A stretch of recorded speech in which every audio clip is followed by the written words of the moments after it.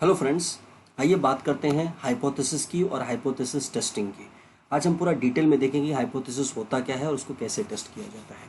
अब मेरे बहुत सारे स्टूडेंट्स होते हैं जो ब्लैक बुक बनाते हैं, रिसर्च करते हैं, उनको हाइपोथेसिस टेस्टिंग करना नहीं आता है। अब हाइपोथेसिस टेस्ट करना ये कोई रॉकेट साइंस नहीं है।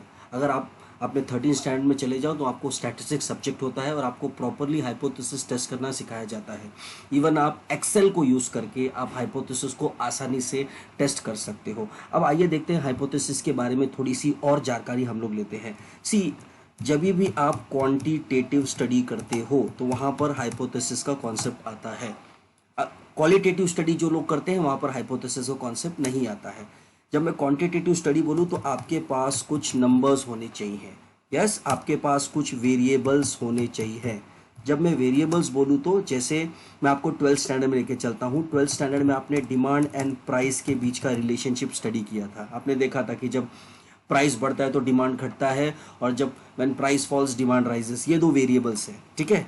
अब मैं आपको एग्जांपल दूं, जैसे आपका कॉलेज का अटेंडेंस एंड सीजीपीए। अभी हम जो प्रोफेसर्स होते हैं ये मानते हैं कि वो लोग जो 75% से ज़्यादा अटेंडेंस देते हैं, क्लास के अंदर सारे लेक्चर्स बैठते हैं, उनका सीजीपीए अच्छा आता है। मतलब मुझे चेक करना है क्या अटेंडेंस और सीजीपीए में बेटर रिलेशनशिप है।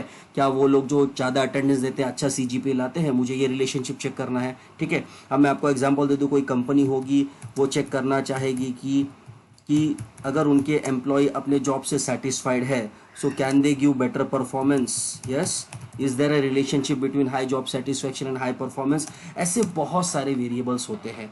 अब ये जो सारे वेरिएबल्स होते हैं इसको आप नंबर्स में आप ले सकते हो। अगर आपके पास नंबर्स आ गया, आपकी क्वांटिटेटिव स्टडी हो गई और आप क्या कर सकते हो, हाइपोथेसिस को आप आसानी से आप टेस्ट कर सकते हो, ठीक है। ओके, अब मैं आगे बात करता हूं कि हाइपोथेसिस का मीनिंग। हाइपोथेसिस क्या होता है, व्हाट इज अ हाइपोथेसिस। अब मैं हाइपोथेसिस का मीनिंग देता हूं। हाइपोथेसिस इज, यहाँ पे थोड़ी सी स्पेलिंग की मिस्टेक है। हाइपोथेसिस इज अ टेंटेटिव, जब मैं टेंटेटिव बोलूँ तो टेम्पररी एजम्पशन ऑब्लिक गेस, हाँ, guess about the problem under the study. Hypothesis का मीनिंग क्या है? Hypothesis is a tentative assumption or a guess about the problem under the study. Yes, okay.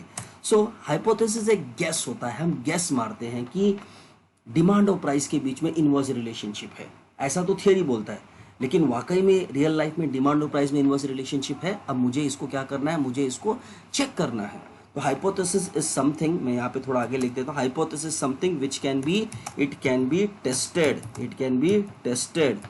कैसे test करेंगे? Through statistics, through statistics.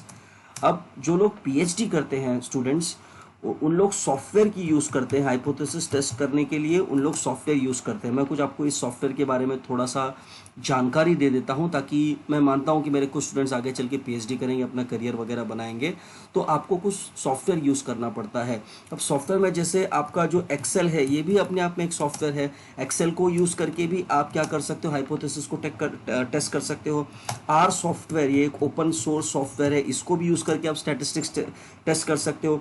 SPSS, ये भी एक software है, इसको यूज़ करके आप स्टैटिस्टिक्स को टेस्ट कर सकते हो। लेकिन मैं आपको बोलूँगा TY लेवल पर आप एक्सेल सीख लो तो उससे भी हाइपोथेसिस काम चल जाएगा। नहीं तो मैं आपको आगे चल के मैं आपको सिखा दूंगा, ठीक है, जिससे कि आप हाइपोथेसिस को आप टेस्ट कर सकते हो।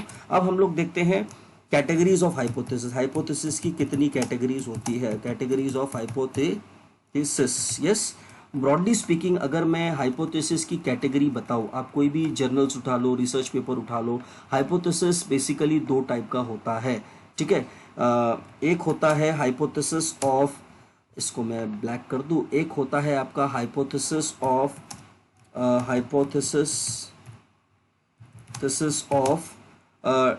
एक होता है आपका हाइपोथेसिस ऑफ डिफरेंस, और जो दूसरा होता है वो आपका हाइपोथेसिस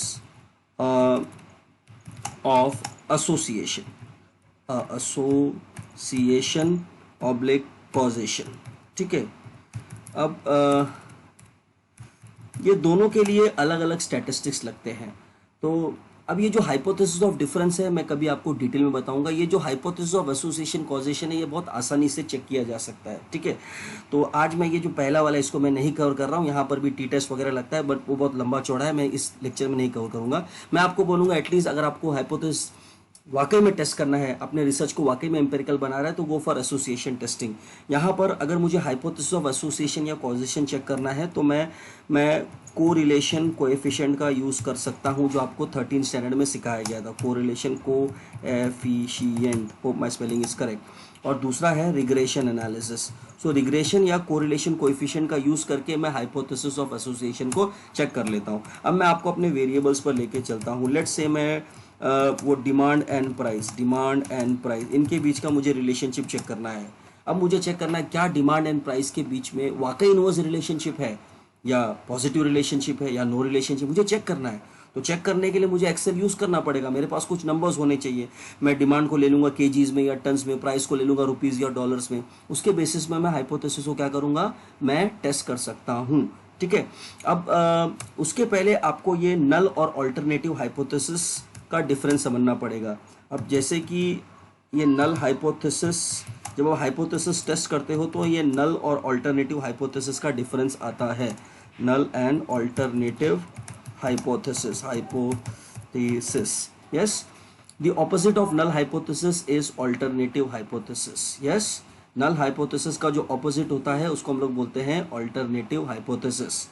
अब जो नल हाइपोथेसिस होता है उसको H नॉट से डिनोट करते हैं, S0, नॉट बोलूँ तो जीरो।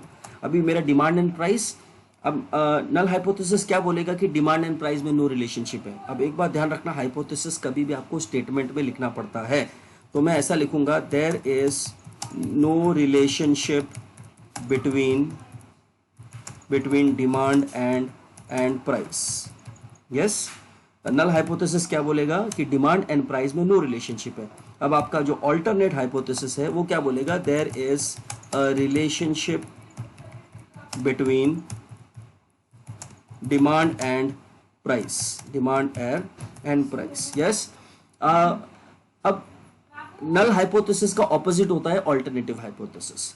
अगर आपका नल हाइपोथेसिस एक्सेप्ट हो गया तो ऑल्टरनेटिव रिजेक्ट हो जाएगा, और अगर आपका ऑल्टरनेटिव एक्सेप्ट हो गया तो नल रिजेक्ट हो जाएगा। दोनों कभी एक्सेप्ट नहीं होगा, या तो आपका नल हाइपोथेसिस एक्सेप्ट होगा या तो आपका ऑल्टरनेटिव हाइपोथेसिस एक्सेप्ट होगा। जब आप अपना ब्लैक बुक बनाते हो तब आपको अपने ब्लैक बुक में ऑल्टरनेटिव हाइपोथेसिस लिखना पड़ता है। विद दिस हाइपोथेसिस का थियोरेटिकल सेक्शन हो गया। प्रैक्टिकल सेक्शन के लिए मैं आगे एक्सेल यूज करके आपको हाइपोथेसिस टेस्ट करना नेक्स्ट वीडियो में बता दूंगा। Thank you so much for watching Fuller Lives.